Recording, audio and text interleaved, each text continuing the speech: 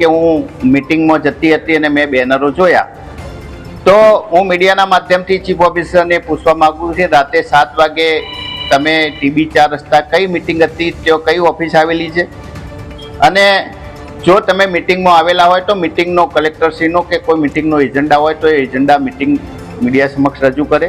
Chief officer સારી રીતે જાણે છે કે અત્યારે પાટણની જનતા એ ખાડાઓથી ટ્રસ્ટ બની છે. સરકારે 2 કરોડ રૂપિયા આ ખાડા પૂરવા માટે ગ્રાન્ટ ફાળવી હતી.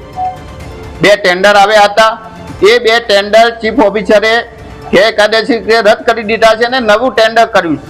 જો ચીફ ઓફિસરને ખાડા પૂરવામાં રસ હોય તો 2 ટેન્ડર નિયમ મુજબ 1 ટેન્ડર આવ્યું હોય તો ટેન્ડર તમે ખોલી શકો નહીં. 2 ટેન્ડર આવ્યા હતા. જો એ 2 ટેન્ડર ખોરી અને એમાંથી જે નીચા ભાવનું ટેન્ડર હોય એને કામગીરી આપી હોત તો આજે ખાડા પૂરવાનું શરૂ થઈ ગયું હોત.